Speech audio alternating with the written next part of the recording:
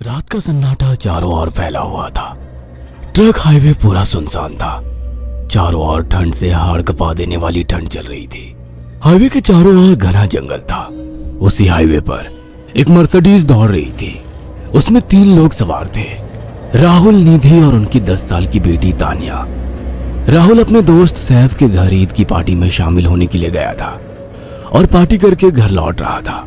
निधि ने मुस्कुराकर ड्राइव करते हुए कुछ भी कहो राहुल, आज तो ईद की पार्टी में मजा आ गया। हाँ, मेरा दोस्त बहुत ही बिंदास करने वाला व्यक्ति है। मैंने देखा उसके घर पर शहर की एक से एक बड़ी हस्ती थी, मगर फिर भी वो उन सबको इग्नोर करके हमें इम्पोर्टेंस दे रहा था। हाँ, देगा क्यों नहीं, आखिर मेरा दोस्त जो है। सच में राहुल, अमेरिका से इंडिया लौटकर बहुत अच्छा फील हो रहा है। वैसे तुम्हारा दोस्त सचिन अभी तक नहीं आया अमेरिका से? निधि की बात सुनकर राहुल चौंक कर बोला, ओह शिट यार, उसका फोन आया था कि वो इंडिया आ रहा है। उसने बोला था कि मुझे एयरपोर्ट पर पिक कर ले। निधि बहुत नाराज होगा वो। कोई बात नहीं, उसकी तुम्हें बिल्कुल याद नहीं रहा। और फिर तुम्हें सैफ की इनवाइट की हुई ईद पार्टी में भी तो शामिल होना था। निधि ने इतना बोला ही था कि उसकी बेटी तानिया ने अपनी माँ की ओर देखकर कहा, मुझे भूख लगी है माँ, और प्यास भी। तानिया की बात पर निधि ने बुरा सा मुंह बनाकर उसकी ओर देखा। पार्टी में तो इतना खाया था तुमने, फिर भी भूख लगी है? निधि की बात पर तानिया ने मासूम सा चेहरा बनाकर कहा, कोई बात नहीं मम्मी, मुझे पानी ही पिला दीजिए। कितनी बार बोला है मुझे मम्मी मत बोला करो। पानी अभी नहीं है, आगे जाकर कोई शॉप पड़ेगी तो बोतल खरीद के दे दूंगी। निधि की बात पर राहुल ने मुस्कुराकर कहा, छोटी बच्ची है निधि, इतना नाराज होना सही नहीं है। राहुल ने इतना कहा ही था कि अचानक एक काली परछाई राहुल की कार के सामने आकर खड़ी हो गई। राहुल के पैर अचानक ब्रेक पर पड़ गए। गाड़ी तेज रफ्तार में थी। ब्रेक अचानक लगने से पलटते पलटते बची थी। राहुल के चेहरे पर भयानक ठंडी में भी पसीने की बूंद टपकने लगी। वो दोनों कार से बाहर निकल आए। निधि ने डरते हुए कहा, आखिर कौन था ये? ऐसा लगा जैसे कि कोई भयानक काली परछाई मेरे कार के सामने आकर खड़ी हो गई हो। वो दोनों काली रात के सन्नाटे में इधर उधर देखने लगे। तभी निधि को एक घने पेड़ के पास दो चमकीली हुई आंखें दिखाई दी। उसकी आंखें बिल्कुल बुरा लग रही थी। निधि ने चीखते हुए राहुल से कहा, राहुल देखो कौन है वो, जल्दी से गाड़ी में बैठो, मुझे बहुत डर लग रहा है। राहुल ने उस तरफ देखा तो उसके रोंगटे खड़े हो गए। वो दोनों गाड़ी के अंदर बैठने ही वाले थे कि अचानक एक अजीब सा चेहरा वाला भयानक सा आदमी बिजली की रफ्तार से उनके सामने आकर खड़ा हो गया। राहुल ने देखा कि उसका चेहरा बिल्कुल सड़ा हुआ था और उसकी आंखें भेड़िए की तरह चमक रही थी। उसके लंबे लंबे बाल उसके कंधे और उसके दांत भेड़िए की तरह बाहर की ओर निकल रहे थे। हाथों की जगह नुकीले पंजे थे। राहुल को देखकर अजीब से अंदाज में हंसने लगा, मगर जैसे ही राहुल की नजर उसके कपड़ों पर गई, राहुल की आंखें फटी की फटी रह गई। वो हकलाते हुए बोला, भाईजान, भाईजान, मुझे माफ कर दो, मुझे छोड़ दो। राहुल ने इतना कहा ही था कि अचानक उस अजीब से दिखने वाले भयानक आदमी ने अपने पंजों से राहुल की गर्दन कसकर पकड़ ली और एक ही सेकंड में उखाड़ कर जमीन पर फेंक दी। राहुल के धड़ से लाल रंग का खून का फुहारा फूट पड़ा। इस भयानक मंजर को देखकर निधि के गले से आर चीख निकल गई। निधि इससे पहले भागती कि अचानक उस भयानक दिखने वाले आदमी ने निधि को पकड़ लिया और अपने नुकीले पंजे उसके पेट में गड़ा दिए और उसकी अतड़ियां बाहर निकाल दी। निधि के एक दिल दहला देने वाली नाटे को चीर गई।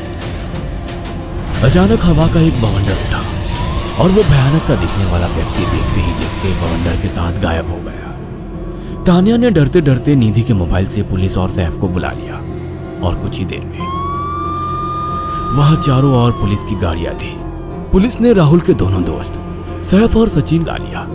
इंस्पेक्टर अर्जुन ने दोनों से कहा, मैंने ऐसी हत्याएं अपने करियर में कभी पहले नहीं देखी। ये काम तो ना किसी जानवर का लगता है, ना ही किसी इंसान का।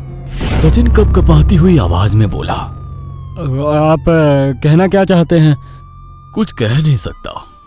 जिस किसी ने को मारा है उससे एक बात तो साबित होती है कि वो इन दोनों से हद से ज्यादा नफरत करता था। अब सारी सच्चाई तो ये बच्ची ही बता सकती है। इतना बोलकर इंस्पेक्टर अर्जुन तानिया के पास चला गया, जो बेहद डरी हुई थी। तानिया ने आंखों देखी सारी घटना इंस्पेक्टर दादी।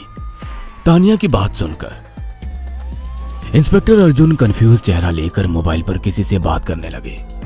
सचिन इंस्पेक्टर के पास आ गया और सैफ भी डरता हुआ इंस्पेक्टर अर्जुन के पास आकर बोला, क्या हुआ इंस्पेक्टर? तानिया ने क्या बताया? उसने जो बताया वो काबिल यकीन नहीं है। उसकी बात पर किसी भी तरह से यकीन नहीं किया जा सकता। फिर भी कुछ तो बताया इंस्पेक्टर। हाँ, उस बच्ची के मुताबिक एक भूत ने निधि और राहुल को बड़ी बेदर्दी से मारा है। इंस्पेक्टर की बात सुनकर दोनों बुरी तरह से चौंक गए। क्या मतलब है इस बात का? बच्ची बेहद डरी हुई है। हम आगे की तफ्तीश जारी रखेंगे। निधि और राहुल तो चले गए, अब तानिया को मैं रख लूंगा। नहीं, राहुल मेरा अच्छा दोस्त था।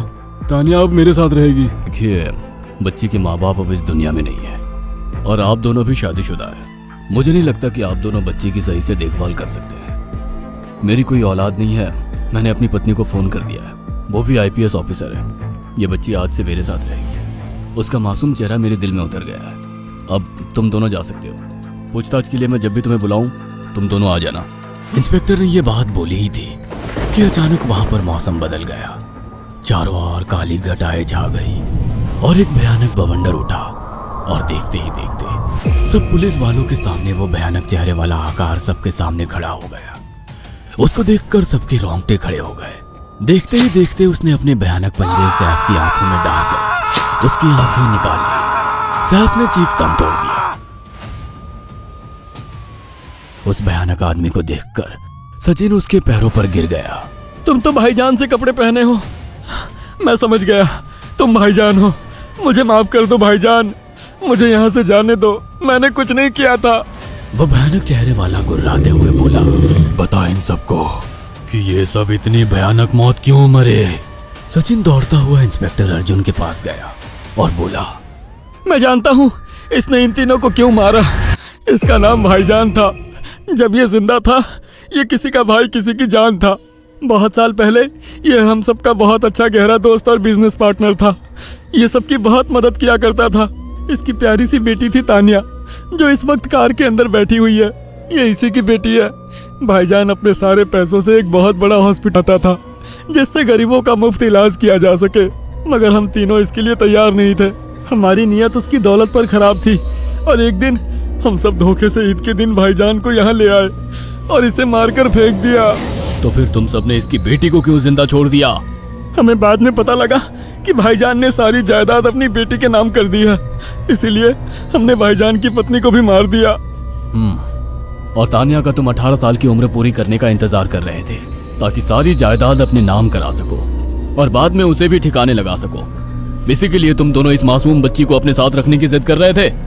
जी सही कहा। हम तानिया को भी इसी जगह लाकर मार देते। सचिन की बात सुनकर इंस्पेक्टर अर्जुन की आंखों में खून उतर आया। इंस्पेक्टर अर्जुन के कुछ कहने से पहले ही भाईजान बिजली की रफ्तार से इंस्पेक्टर अर्जुन की आंखों के सामने से सचिन को पकड़कर ले गया और उसके शरीर के टुकड़े टुकड़े कर दिए और हवा में उठे एक तेज बवंडर के साथ गायब हो गया। सारी घटना इंस्पेक्टर अर्जुन की आंखों की थी। तानिया को इंस्पेक्टर अर्जुन और उसकी पत्नी ने अपनी बेटी की तरह पाला। अगर आपको हमारी ये कहानी हो तो इसे लाइक और शेयर करना ना भूलें।